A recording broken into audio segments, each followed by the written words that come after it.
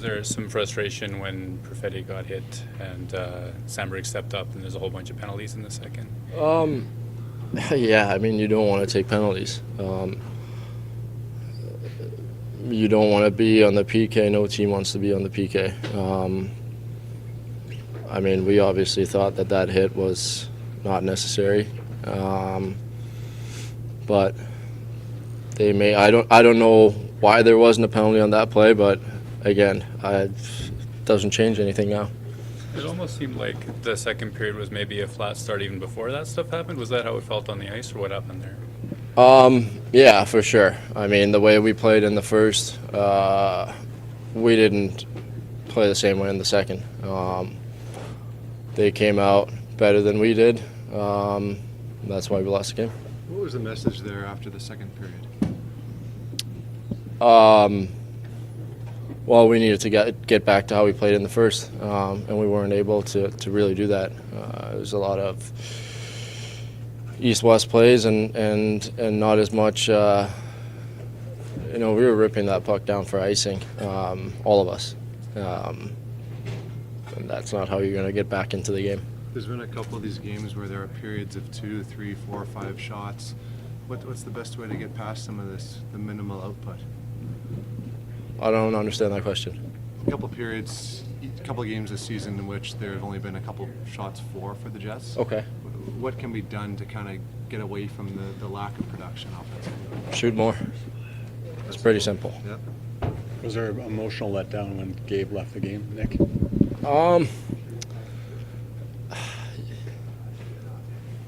I want to say no, because you want to be in the right mindset. Yeah.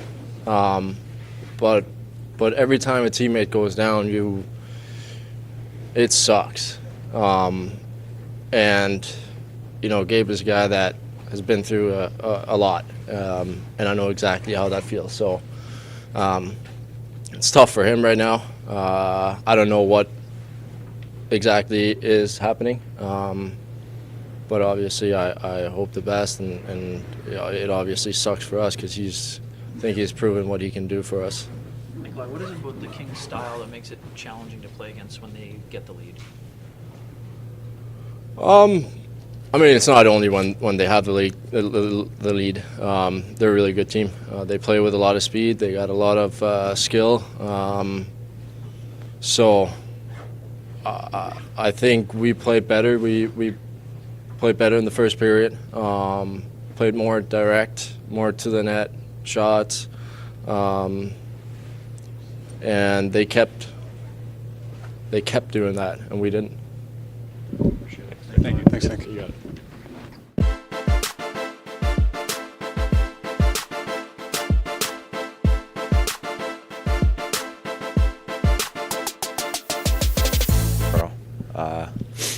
Thought I had, established my numbers, but through him and, got hit. I don't know. Felt like I got hit, but it is what it is. Ref thought it was a clean play, so gonna take his word for it, and definitely didn't feel good. But one of those ones where you think about if you could put yourself in a better position. I thought I'd established my numbers to him and had my back to him, and he finishes through and a couple feet away from the boards, and whatever happens, and fast game, and yeah, it sucks. Pretty dangerous though when you're going in head first. Yeah. I mean, I don't know if you see the replay. My face is smeared against the boards, and I feel like I'm pretty defenseless, and I don't know, just trying to get the puck in deep. It's not much of a, I'm not much of a threat there. I'm just trying to get it in deep, and just feel, get hit from behind, and your whole upper body kind of just go like that, and face smear into the boards, and didn't feel good, that's for sure. How tough is it to see Gabriel Velarde go down like that, given the start that he's had to the season and everything else? Yeah, it's awful. Obviously, he's a big part of our, huge part of our team, and the skill and hockey sense that he brings into our lineup is huge, and he's a great guy. So just to see that happen, you feel awful for him, and we're not 100% sure what it is, but he looked like he was in a little bit of pain. So I don't know, just praying for the best, hoping that it's nothing serious and that he whatever it is speedy recovery, and we need him back in our lineup because he is such an elite player. We saw a lot of defending teammates here tonight after you got hit, and then again in the corner when that fracas happened. Yeah. That's kind of a thing. We're family. We stick together. Sammy there sticks up for me there and fights the guy, and you hate having to have a guy fight for you, but you appreciate it. That goes a long way. That your teammates, your brothers are going to stick up for you and make sure that no one takes a cheap shot or run without having to have a couple repercussions. So I think that's great from our team.